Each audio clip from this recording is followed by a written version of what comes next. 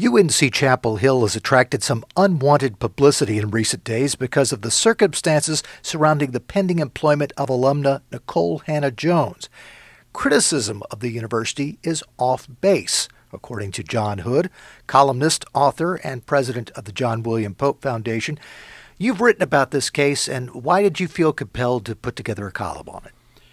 Well, there are a couple of reasons why. One of them is that in the sort of false but widely spread version of the story, Nikole Hannah-Jones was supposedly offered tenure in a new job at the UNC-Chapel Hill School of Journalism, and then it was revoked, supposedly, after criticism from the James G. Martin Center for Academic Renewal, which is an organization that I'm on the board of and have a great deal of interest in. So I wanted to correct the record regarding that.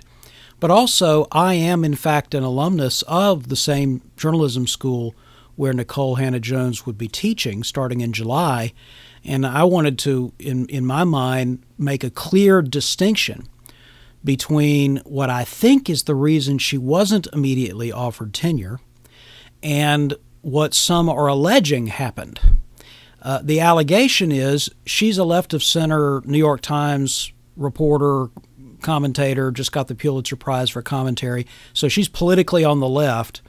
The Board of Trustees at UNC-Chapel Hill, most of them tend to be politically on the right, so they nixed giving her a tenure offer because they didn't like her politics. That's the sort of official line, not from the university, but from the New York Times type defenders, and I don't think that's what happened.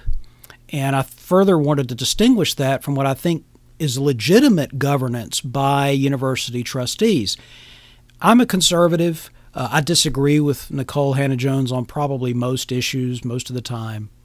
But if she was singled out for different treatment than other faculty appointees, she didn't get tenure immediately, they did, because she's on the left and they're not, well, then I would defend her, because I don't think that's an appropriate criterion for the university or for the Board of Trustees to apply.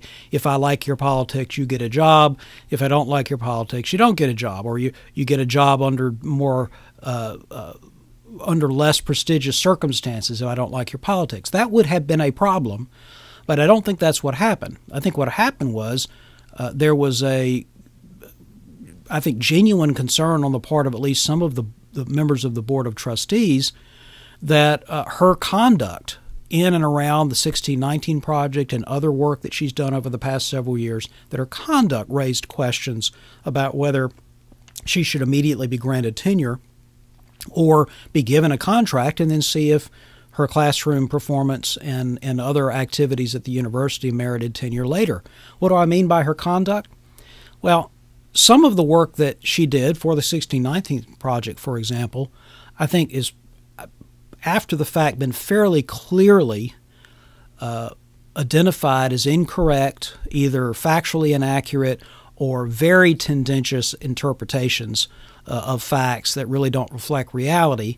But even that's not a killer, because all journalists make mistakes sometimes. I've had to apologize when I make a mistake. It's really how she handled the criticism that I think called into question her commitment to the free exchange of ideas and basic decorum that you would expect to be, for example, in a university setting. For example, she often attacked, when critics brought up factual challenges, I watched this happen in real time, as did many other people on social media and in other online forums. She would attack their motivations. She would go after them in various ways. Sometimes she would deny that she said something, and then when it became obvious that she did, she would delete her denials.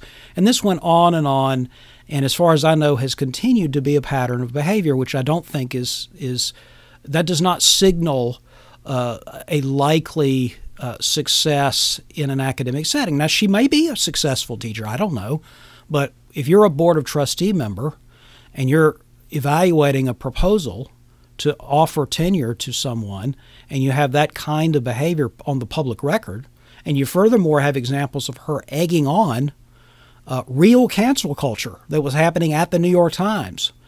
A acquaintance of mine from back in my early days in Washington, James Bennett, was canned. He was the head of the editorial page of the New York Times, and he was pushed out because he ran an op-ed from a senator that lots of members of the New York Times staff, including Nikole Hannah-Jones, didn't like, and there are other instances. Now, to go back to my original point about the facts versus the fantasy of this, the claim was made right off the bat and has continued to be circulated in national media that Nikole Hannah-Jones was offered a tenured job, night chair at the J School in Chapel Hill.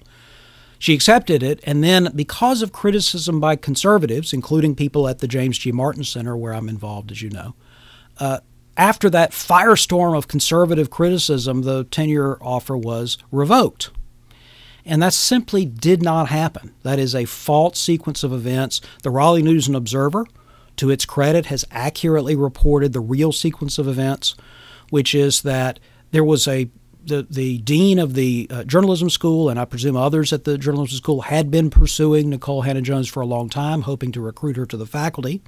I'm sure they had originally intended to offer her tenure. They did propose to the Board of Trustees back in January, before any of this was public knowledge, that she be offered tenure.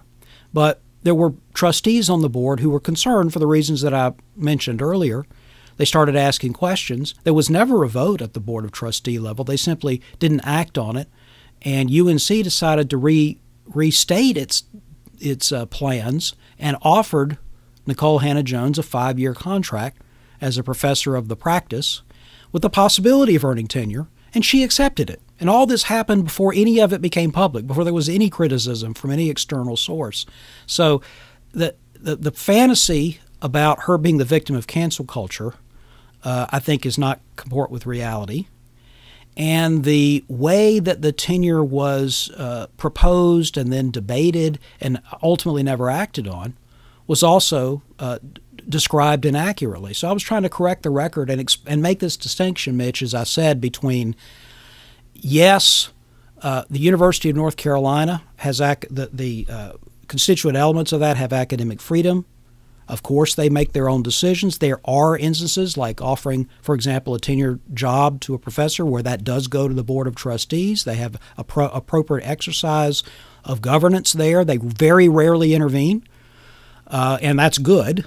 But when they do, in this case, I think they probably had good cause. They can't talk about it because it's a personnel record and they can't go public about exactly what their specific questions and answers were. But that's my understanding of what happened, my reading of the facts, and I think it's important to stick to the facts.